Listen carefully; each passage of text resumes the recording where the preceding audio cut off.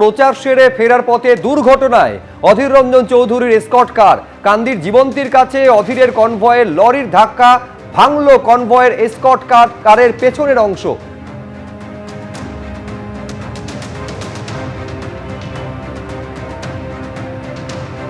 আমি ঘটনা সম্পর্কে আরো বিস্তারিত জানবো, সরাসরি রাজীব চৌধুরী আমাদের প্রতিনিধি রয়েছে। রাজীব, কি ঘটেছে, কিভাবে দুর্ঘটনার কবলে পড়লো অধীর চৌধুরীর এই এসকর্ট কার?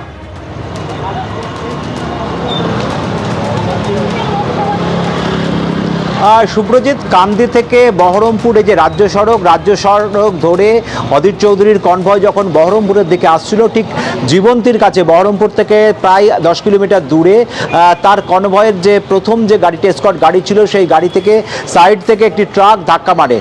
ওয়াই ক্যাটাগরির অধীর চৌধুরীর নিরাপত্তা বাহিনী রয়েছে এবং এই যে এসকর্ট কারের ভিতরে কিভাবে ট্রাকটি ঢুকলো, এটাই সবচেয়ে বড় প্রশ্ন। এবং গোটা ঘটনার পর কিন্তু কান্দি থানার পুলিশ দেরিতে এসেছে বলে অধীর চৌধুরীর পক্ষ থেকে অভিযোগ করা হচ্ছে। যারা দায়িত্বে ছিলেন তারা বলছেন যে পুলিশ আসতে দেরি হয়েছে। আমরা সরাসরি জেলা পুলিশ সুপারের সঙ্গে কথা বলেছেন, তিনি বলেছেন যে গোটা ঘটনার তদন্ত করে দেখা হচ্ছে কিভাবে কনভয়ের মধ্যে ওই ট্রাকটি ঢুকে গেল এবং এই ট্রাকটি মানে হঠাৎই ঢুকে গেছিল না এর পিছনে অন্য কোনো কারণ ছিল, সমস্তটাই কিন্তু পুলিশ তদন্ত করে দেখছে। এবং এই কনভয়ের এই গাড়িতে থাকা বেশ কয়েকজন অল্প বিস্তর তারা আহত হয়েছেন, তাদেরকে প্রাথমিক চিকিৎসা করা হয়েছে। এবং তারপরে কান্দিতে যেহেতু প্রচণ্ড ঝড় বৃষ্টি হচ্ছিল এবং অধীর চৌধুরী সহ প্রত্যেকেই কার্যত কাকভেজা অবস্থায় এই কনভয় নিয়ে ফিরছিলেন। অধীর চৌধুরী ঘটনাস্থল থেকেই আহতদের নিয়ে কিন্তু তিনি রওনা দিয়েছেন। তাদের প্রাথমিক চিকিৎসার পরে তিনি বাড়ির দিকে রওনা দিয়েছেন এবং তিনি এই মুহূর্তে কর্মসূচিতে রয়েছেন। যেটা জেলা কংগ্রেস সূত্রে আমরা জানতে পারছি, অল্প কিছুক্ষণের মধ্যেই অধীর চৌধুরী জেলা কংগ্রেস দপ্তরে আসতে পারেন, সেরকম শোনা যাচ্ছে। এবং গোটা ঘটনা কিভাবে এই রকম ওয়াই ক্যাটাগরির নিরাপত্তার দায়িত্বে থাকা অধীর চৌধুরীর কনভয়ের মধ্যে একটি ট্রাক ঢুকে পড়লো, সেই ট্রাককে নেহাতি ঢুকেছিল না এর পিছনে অন্য কোনো কারণ ছিল, সবটাই কিন্তু পুলিশ খতিয়ে দেখছে। এবং রাজীব, তুমি আমাদের সঙ্গে থাকো, আমি একবার দেখাতে চাইবো যে ঠিক এই ঘটনা যার কনভয় ঘটেছে সে অধীর চৌধুরী, তিনি ঠিক কি বলছেন।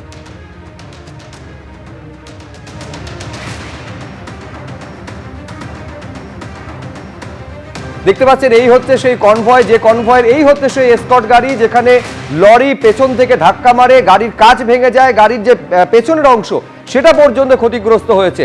কংগ্রেসের তরফে কি অভিযোগ করা হচ্ছে একবার শুনবো। অধীর চৌধুরী যাতে নির্বাচনে অংশগ্রহণ না করতে পারে বা ফ্রিভাবে প্রচার না করতে পারে, তার জন্য এই রাজ্যের মুখ্যমন্ত্রী তার দলের যারা অনুগত লেজুর তারা ক্রমাগত বাধা দিয়ে যাচ্ছে। অর্থাৎ অধীর চৌধুরীকে ভয় পাচ্ছে তিনি, যে কোনোভাবে এই মানুষটিকে আটকানো যাবে না। আজকের এই দুর্ঘটনা এবং অধীর চৌধুরী সহ সকলে বেঁচে যাওয়া, আমরা এটাকে শুধুমাত্র দুর্ঘটনা বলতে রাজি নই। আমি আবারও কথা বলবো রাজীব চৌধুরী আমাদের প্রতিনিধির সঙ্গে। একেবারে প্রদেশ কংগ্রেসের তরফে রাজীব, এই অভিযোগ করা হচ্ছে এটা নিছক দুর্ঘটনা বলে তারা মানতে নারাজ, এমনকি পুলিশের তরফ থেকে সাহায্য চেয়েও পাওয়া যায়নি বলে অভিযোগ করা হচ্ছে।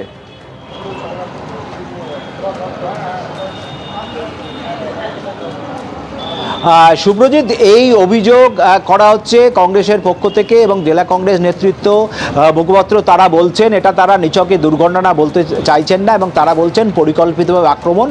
গোটা ঘটনা পুলিশ ইতিমধ্যে তদন্ত শুরু করেছে, যেটা আমরা জেলা পুলিশ সূত্রে জানতে পারছি। তদন্ত রিপোর্ট রাতের মধ্যেই চাওয়া হয়েছে এবং এই গোটা ঘটনায় কিভাবে ঘটলো এবং আশেপাশে কোনো সিসিটিভি ফুটেজ পাওয়া যায় কিনা এবং ট্রাকটির গতিবিধি কী ছিল, ট্রাকের চালককে যেহেতু অধীর চৌধুরীর নিরাপত্তার দায়িত্বে থাকা যে কেন্দ্রীয় বাহিনীর জওয়ানরা ছিলেন, সেন্ট্রাল ফোর্স ছিলেন, তারা যেহেতু সঙ্গে সঙ্গে তা আটক করে পুলিশের হাতে তুলে দিয়েছিলেন, ফলে তাকেও জিজ্ঞাসাবাদ করে দেখা হচ্ছে কি তিনি হঠাৎই কী ধরনের কেন এই দুর্ঘটনা ঘটলো, এর পিছনে কি কারণ রয়েছেন। এবং এই ঘটনা যে নিছক দুর্ঘটনা নয়, জেলা কংগ্রেসের পক্ষ থেকে যে দাবি করা হচ্ছে সেই দাবির সপক্ষে কতটা সত্যতা রয়েছে বা এই দাবির পেছনে সেটা হচ্ছে পুলিশ তদন্ত করছে। এবং এটা নিয়ে কিন্তু ইতিমধ্যে রাজনৈতিক তরজাও সেটাও শুরু হয়ে গেছে। এবং এইটা এই যে কনভয়ের ওপর যে দুর্ঘটনার ঘটনা, সেই ঘটনা কেন ঘটলো এবং এই ঘটনার পিছনে অন্য কোনো কারণ রয়েছে কিনা সেটা কিন্তু পূর্ণাঙ্গ তদন্তর দাবি কংগ্রেসের পক্ষ থেকে করা হয়েছে। এবং অধীর চৌধুরী নিজেও বলছেন যে এই যে ঘটনা, তিনি যখন কান্দিতে প্রচার করছিলেন তখন প্রচণ্ড বৃষ্টি, এবং বৃষ্টিতে ভেজার পর তারা যখন ফিরছিলেন তখন তারা এই দুর্ঘটনার কবলে পড়েন। ফলে সমস্ত বিষয় নিয়ে কিন্তু একটা ধোঁয়াশাও যেমন রয়েছে এবং একটা বিতর্কও কিন্তু তৈরি হয়েছে। শুভ্রজিৎ, ধন্যবাদ রাজীব। অধীর চৌধুরীর কনভয়ে এই আঘাত, সেটা নাশকতা, এই ধরনের অভিযোগ করার আগে একটা জিনিস মাথায় রাখতে হবে, বহরমপুরে এই মুহূর্তে কংগ্রেস তো নন এন্টিটি। এই মুহূর্তে বহরমপুরে লড়াই বহরমপুরের বিধায়ক বিজেপির, বহরমপুরের সাংসদ তৃণমূলের, বহরমপুরের লড়াই সরাসরি তৃণমূলের সাথে বিজেপিকে হারিয়ে বহরমপুর তৃণমূলের উদ্ধার করবার লড়াই। সেখানে কংগ্রেস কার্যত ছাগলের তৃতীয় সন্তানে পর্যবসিত শক্তি। তাহলে কি এই অভিযোগ করে প্রচারের আলোতে উঠে আসার চেষ্টা অধীর চৌধুরী? খোঁজ নেব, আমি খোঁজ নেব, নিশ্চয়ই খোঁজ নেব। অধীর বাবু খুব সিনিয়র লিডার, খোঁজ নেব। কনস্পিরেসি থাকলেও থাকতে পারে, সেটা তদন্ত করে দেখার দায়িত্ব প্রশাসনের, পুলিশের। পরে নাম তুলে কি হবে? তারা তো ভোট দিতে পারবে না। আইনজীবী হিসেবে আমার মনে হয় আমাদের আবার কোর্টে যাওয়া উচিত। বুধবার এমনই ইঙ্গিতপূর্ণ কথা শোনা গেল মমতা বন্দ্যোপাধ্যায়ের গলায়। আর বিজেপির সর্বভারতীয় সভাপতি নীতিন নবীন বললেন, বাংলাদেশে অনুপ্রবেশকারীদের প্রতি এত দরদ ছিল যে তার জন্য উনি কালো কোট পরে সুপ্রিম কোর্ট পর্যন্ত গেছিলেন। দেখুন, ওদের পরিকল্পনা যেন চৈত্র সেল, মানুষকে নিয়ে চৈত্র সেল করছে। সাফ সুতরা পরিচ্ছন্ন ভোটার লিস্টে ভোট হবে এবং পশ্চিমবাংলায় 23শে এপ্রিল 29শে এপ্রিল ভোটারদের মহোৎসব হবে। নির্বাচন কমিশনের তথ্য অনুযায়ী বিচারাধীন 60 লক্ষের মধ্যে অবৈধ বলে চিহ্নিত করা হয়েছে 27,16,393 জনকে।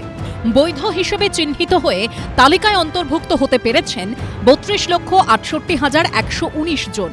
সব মিলিয়ে পশ্চিমবঙ্গে এসআইআর প্রক্রিয়ায় ভোটার তালিকা থেকে নাম বাদ গেছে 90,83,345 জনের।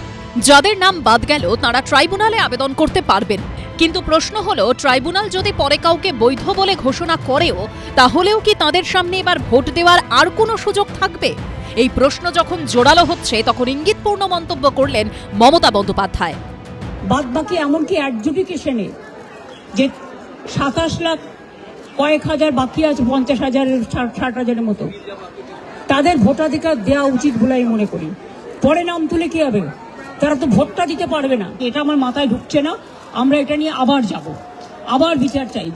অ্যাজ এ আইনজীবী আমার মনে হয় আমাদের আবার কোর্টে যাওয়া উচিত। जो एसआईआर के माध्यम से जो 50-60 लाख लोगों का, जो बांग्लादेशी घुसपैठियों का नाम कटा है, ममता दीदी उसके लिए काली कोट पहनकर दिल्ली तक गई थी।